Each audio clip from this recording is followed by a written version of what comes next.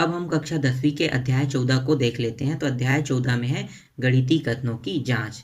इस अध्याय में सूत्र तो नहीं है, इसलिए हम डायरेक्ट प्रश्नावली के प्रश्नों पे चलते हैं।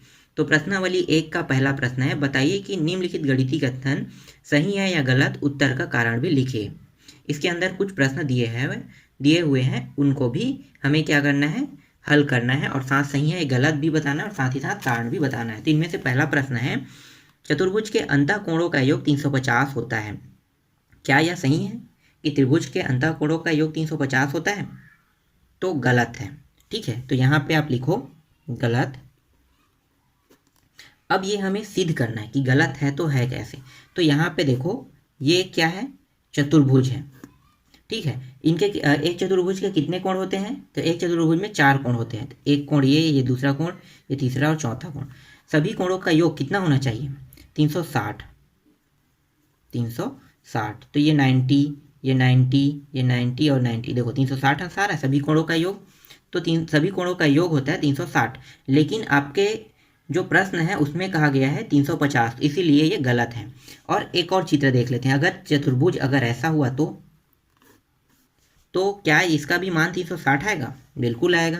तो देखो ये 90 है, ये भी 90 है। हमें इन दोनों कोणों का मान पता नहीं है, लेकिन इन दोनों कोणों को अगर योग करेंगे तो 180 होता है, ये हमें पता है। तो ये 180 हो गया और ये 90 और 90 मिलके कितना हो गया? ये भी 360 हो गया। मतलब चतुर्भुज कैसा भी हो, लेकिन अगर उसके 4 भुजा हैं तो सभी का योग करेंगे तो 360 अंश ही आएगा। ठीक है, लेकिन आपके प्रश्न में 350 का है, इसलिए ये गलत है। अगर 360 का होता तो ये पहला जो है वो सही होता। ठीक है, दूसरा देखते हैं। दूसरा क्या है, दूसरा मैं प्रश्न यहाँ पे लिख लेता हूँ। किसी वास्तविक संख्या x के लिए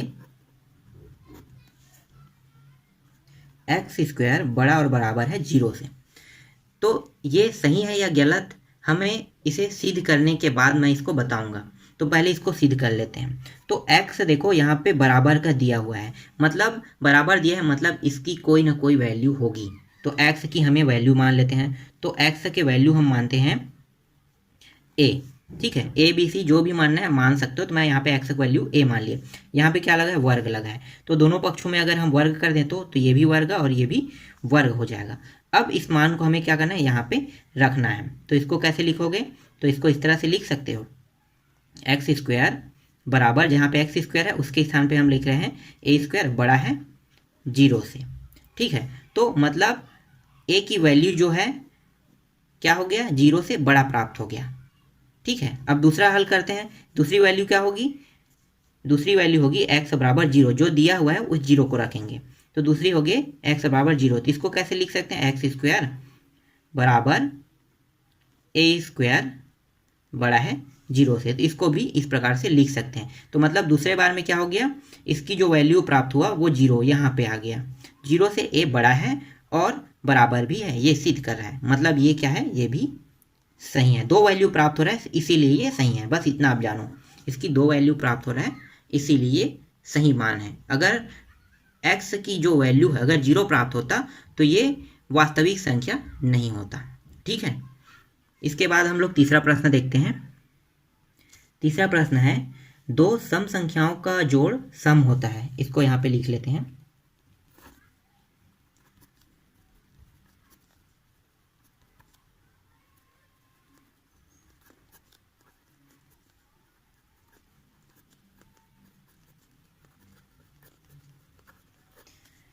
दो सम संख्याओं का जोड़ सम होता है, क्या यह सही है? तो पहले इसको हल कर लेते हैं। ठीक है, तो देखो 2, 4, 6, 8 इसी तरह से आगे बढ़ते रहेंगे। ये सभी क्या है? सम संख्या है। अब हमें सिर्फ 2 सम संख्याओं को लेना है। तो देखो 2 + 4 कितना हो गया? 6। देखो सम आ रहा है।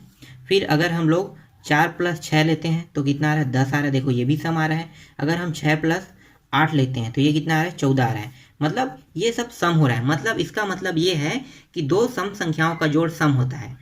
तो ये कथन क्या है? सही है कि गलत है? सही है। तो इसका आंसर आ गया सही। ठीक, इसके बाद चौथा प्रश्न देखो। चौथा प्रश्न क्या है? सभी अभाज्य संख्याएं विषम होती है। पहले प्रश्न लिख लो, सभी अभाज्य संख्या विषम होती है। ये सही है या गलत?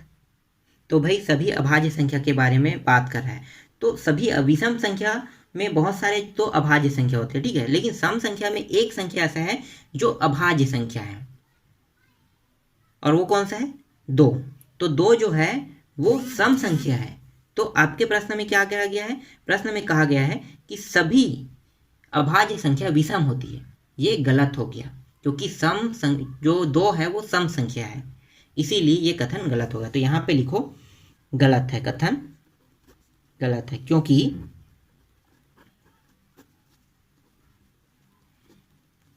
क्योंकि 2 सम संख्या है और अभाज्य है।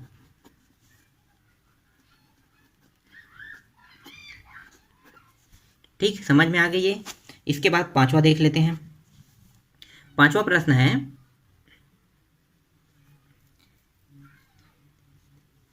3n प्लस 1 बड़ा है 4, जहां n प्राकृत संख्या है। ठीक है, n जो है प्राकृत संख्या है। तो ये सही है या गलत? पहले इसको हल कर लेते हैं। तो यहाँ पे देखो, प्राकृत संख्या का मतलब समझते हो, n की वैल्यू क्या क्या होती है? 1 2 3 4 5, मतलब यहाँ से आगे बढ़ते जाएगा, ये प्राकृत संख्या कहते हैं इसे। अब हमें क्या करना है? n बराबर हम लोग 1 रख के देखते हैं कि यह सही है कि गलत है। तो 3 गुणित 1 प्लस 1 बड़ा है 4, तो 3 और 3 गुणित 1 कितना होगा? 3 प्लस 1 बड़ा है 4, और 3 4 और 4, ये 4 हो गया। तो देखो 4 और 4 प्राप्त हो रहे हैं, तो 4 4 से बड़ा हो सकता है क्या? नहीं हो सकता है ना भाई, 4 4 से बड़ा कभी नहीं हो सकता, क्योंकि 4 4 का बराबर ही होगा, बड़ा नहीं हो सकता। इसीलिए ये कथन क्या है? गलत है। ठीक, ये भी सिद्ध हो गया, हमने इसको भी सिद्ध करके आप लोगों को बता दिए। अब देखते हैं 6वां को। 6वां है,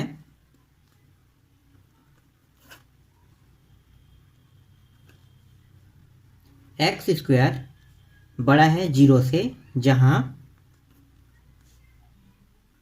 x वास्तविक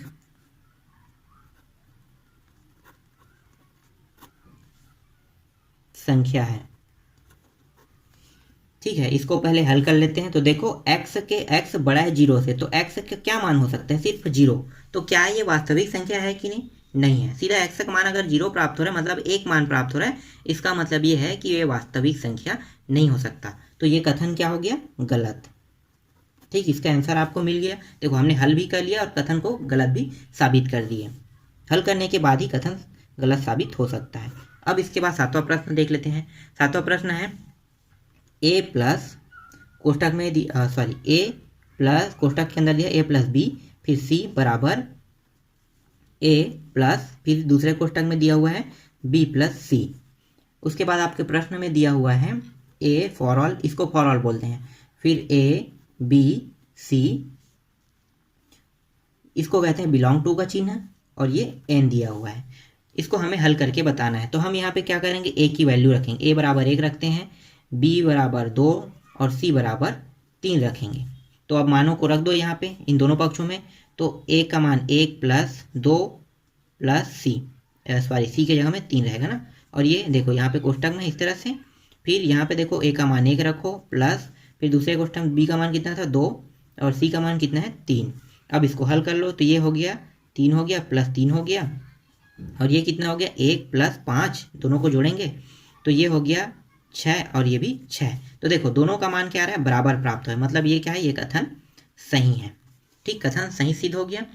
अगर यहाँ पे ये दोनों मान बराबर नहीं आते तो कथन क्या होता? गलत होता। इसी तरह से 8 और 9 को बना के देखना, अगर दोनों मान बराबर आएंगे, जैसे 6 यहाँ पे आए वैसे ही 6 यहाँ भी आए, अगर उसमें कुछ मान अगर इसी तरह से बराबर बराबर होंगे तो उसको कथन को सही लिखना, अगर बराबर बराबर नहीं प्राप्त होगा तो कथन को क्या लिखना? गलत लिखना। और आप उसकी वैल्यू क्या क्या रखेंगे? 1 2 3 सभी का रख लेना, इसी तरह से अलग अलग मान का अलग अलग वैल्यू। अब इसके बाद प्रश्न क्रमांक 2 में आते हैं। प्रश्न क्रमांक 2 है, नीचे की सूची में कुछ अभिग्रहित प्रमेय एवं परिभाषाएं दी गई है, इन्हें ध्यान से पढ़े। तो यहाँ पे 5 कथन दिया हुआ है, इन 5 कथनों को मैं नहीं पढ़ रहा हूँ, जब हम प्रश्न हल करेंगे तो उन कथनों का उपयोग करेंगे। तो इनमें 5 प्रश्न दिया हुआ है। तो पहला जो प्रश्न है वो है, त्रिभुज RST और त्रिभुज XYZ में RS बराबर XY, ST बराबर YZ और TR बराबर ZX है, तो इसमें कौन सा कथन उपयोग होगा। तो हमें इसे कथन को बताना है। तो पहले इसको हल भी करेंगे तभी तो कथन सिद्ध कर पाएंगे ना। तो पहले इसको हल कर लेते हैं। तो 2 त्रिभुज है, तो हम कोई भी त्रिभुज ले लेते हैं। देखो, एक त्रिभुज ये हो गया और दूसरा त्रिभुज ये हो गया। अब यहाँ पे इसके मानों को रख दो, तो ये हो गया RST XYZ। अब वहाँ पे देखो, अपने प्रश्न में देखो 2 त्रिभुज की बात किया गया था। देखो दोनों त्रिभुज बन गया। तो देखो RS भुजा XY भुजा बराबर है, ST भुजा और YZ भुजा बराबर है, TR भुजा और ZX भुजा ये भी क्या है, बराबर है। तो यहाँ पे कौन सा प्रमेय सिद्ध होगा, जो दोनों भुजाओं को बराबर बराबर सिद्ध किए हैं। तो यहाँ पे कथन 4 जो है इसका उपयोग होगा। कथन 4 क्या है, 2 त्रिभुजों में यदि एक त्रिभुज की भुजाएं दूसरे त्रिभुज की संगत भुजाओं के बराबर हो तो दोनों त्रिभुज सर्वांग होते हैं। तो कथन 4 यहाँ पे इस प्रमेय के साथ, मतलब इस प्रश्न के साथ मैच होता है। उसके बाद यहाँ पे दूसरा देख लेते हैं। दूसरा प्रश्न क्या है, दूसरा प्रश्न है AB/2 बराबर AC। इसको भी हमें कौन सा कथन उपयोग होगा, इसे भी हमें देखना है। तो पहले इसको थोड़ा सा हल कर लेते हैं। तो AB फिर 2AC, जो ये है तिरिया गुणा होकर यहाँ पे आ गया 2AC हो गया। तो मतलब क्या है, AB अभी बड़ा हो गया। देखो जब 2 उस पार गया तो बड़ा हो गया कौन, AB बड़ा है AC से। तो यहाँ पे कौन सा कथन हो गया, तो देखो यहाँ पे देखो कथन 1 यहाँ पे उपयोग होगा। कथन 1 क्या है, पूर्ण। देखो पहले कौन था, AC पूर्ण हिस्सा है और ये आधा था, ठीक है। तो पूर्ण हिस्से से बड़ा होता है ये वाला हिस्सा, ठीक है। AB वाला बड़ा होगा। तो देखो AB बड़ा हो गया AC से। तो यहाँ पे कौन सा कथन लग गया, यहाँ पे लगा कथन 1, ठीक है। समझ में आ गया, कथन 1 का प्रयोग हो गया। इसके बाद अगले प्रश्नों को देखते हैं। तीसरा है L बराबर K+5/2 और दूसरा दिया हुआ है और लिखा हुआ है वहाँ पे, तो और की जगह मैं चिन्ह लगा देता हूँ। 2M बराबर K+5, जहाँ K, L और M बिलोंग टू R है। अब हमें यहाँ पे बताना है कि क्या दोनों मान बराबर है कि नहीं। तो देखो इसको हल कर लेते हैं। तो देखो दोनों में समान समान मान क्या है, देखो यहाँ भी K है, यहाँ भी K है, ठीक है। दोनों में K दिया हुआ है, तो K का मान हम निकाल लेते हैं। तो यहाँ पे तिरिया गुणा होगा इस वाले पद में, तो 2 तिरिया गुणा होने पर ये 2 कहाँ पे चला जाएगा, यहाँ पे। तो हल कर दो, तो ये 2L बन गया और यहाँ पे क्या बचा, K+5 बचा। इसी तरह से इसको भी हल करो। तो यहाँ पे देखो, यहाँ पे नीचे में कुछ नहीं है, तो इसको ऐसे ही फॉर्म में बना के रख लो। 2M बराबर K+5, देखो इतना प्राप्त हो गया। अगर और आगे हल करेंगे तो आगे और हल कर लो। तो ये जो 5 है इसको इस पार ला दो और यहाँ के 5 को भी इस पार ला लो। तो 2L प्लस, सॉरी ये क्या है 5, इस पार आने में क्या हो जाएगा, प्लस है तो वो माइनस हो जाएगा और माइनस प्लस हो जाता है। तो ये प्लस में तो माइनस हो गया और K का मान क्या प्राप्त हो गया, ये इतना। अब यहाँ पे देखो इसको भी उस पार लाएंगे तो 2M और ये इस पार आने पे क्या हो गया, माइनस हो गया और ये बचा क्या यहाँ पे K। तो देखो K का मान देखो दोनों समान समान जैसे प्राप्त हो रहा है, बिल्कुल हो रहा है। तो यहाँ पे देखो L बराबर अगर हम M रखते हैं या M बराबर L रखते हैं तो देखो दोनों का मान समान हो जाएगा। तो M बराबर L बराबर M है, तब दोनों मान क्या है, समान समान हो गए। तो यहाँ पे कौन सा कथन उपयोग होगा, जब दोनों मान बराबर हो रहा है तो यहाँ पे जो कथन उपयोग होगा वो है कथन 5। तो हम यहाँ पे क्या करेंगे, कथन 5 लगेंगे। कथन 5 क्या है, तो देखो कथन 5 में लिखा हुआ है, यदि कोई 2 वस्तु क्रमशः तीसरी वस्तु के बराबर हो तो पहली दोनों वस्तु एक दूसरे के बराबर होती है। तो देखो ये अलग अलग मान है और हमने बस मान को यहाँ पे रख के हल किए, तो इसका मतलब हमें पता चल गया कि एक वस्तु दूसरी वस्तु से बराबर, दूसरी वस्तु तीसरी वस्तु से बराबर है, मतलब सभी मान क्या है, बराबर हैं। तो इसलिए कथन 5 का इसमें उपयोग हो गया। इसके बाद चौथा प्रश्न देखो। चौथा प्रश्न क्या है? चौथा प्रश्न है त्रिभुज DEF में DE बराबर नहीं है, EF बराबर नहीं है, फिर FD है। देखो कोई भी बराबर नहीं है, तो इसको कैसे बनाओगे चित्र में? इसको इस तरह से बनाओ। ये देखो थोड़ा सा बड़ा कर लो, इसको इतने जाने दो और इसको पूरा यहाँ तक जाने दो। तो देखो कोई भी भुजा आपको बराबर दिखाई दे रहा है? नहीं दिखाई दे रहा है। मतलब ये भुजा अलग है, ये भुजा अलग है और ये भुजा अलग। इसका 3 डॉट का मतलब होता है कि ये इसका मान अलग है, इसका मान अलग है और इसका मान अलग है। तीनों भुजाएं बराबर बराबर हैं। तो यहाँ पे कौन सा कथन लगेगा जिसमें तीनों भुजाएं अलग अलग हो? तो तीनों भुजाएं अलग अलग होने वाला कथन होता है, कथन लगाएंगे हम लोग। तो यहाँ पे कथन 2 लगेगा। कथन 2 क्या है? यदि किसी त्रिभुज की तीनों भुजाओं की माप अलग अलग हो तो वह त्रिभुज विषमबाहु त्रिभुज होता है। ठीक, समझ में आ गया? देखो विषमबाहु त्रिभुज है, तीनों भुजाएं अलग अलग। अगर आप ऐसे भी बनाते हो 90 अंश का त्रिभुज, तो भी देख लो तीनों भुजाएं अलग है, ये अलग है, इसका मान अलग, इसका मान भी अलग है, तीनों भुजाएं अलग अलग हैं। तो ये क्या है? इसमें कथन 2 लगेगा, कथन 2 से। ठीक, लास्ट प्रश्न देख लेते हैं। 5वां प्रश्न है 141 एक विषम पूर्णांक है। 141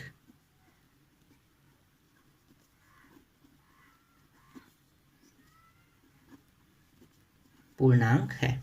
देख लेते हैं विषम पूर्णांक है कि नहीं। तो ये किसी का वर्ग नहीं बनता है, तो हमें पता है कि 141 किसी का वर्ग नहीं, मतलब ये विषम ही है, पूर्णांक है। ठीक है, तो यहाँ पे देखो 2 गुणित अगर 70 कर दें तो +1, तो देखो इसके बाद भी 141 विषम ही रहेगा। तो ये क्या है? एक विषम पूर्णांक है। तो यहाँ पे कौन सा कथन लगेगा? तो यहाँ पे लगेगा कथन 3, कथन 3 से। तो कथन 3 यहाँ पे लग रहा है। कथन 3 क्या है? यदि n विषम पूर्णांक है तो n बराबर 2k+1 लिखा जा सकता है जहाँ k कोई पूर्णांक है। तो ये हो गया कथन 3। इस तरह से ये प्रश्न क्रमांक 2 भी कंप्लीट हो गया। बाकी प्रश्नों को हम अगले पार्ट में देखेंगे।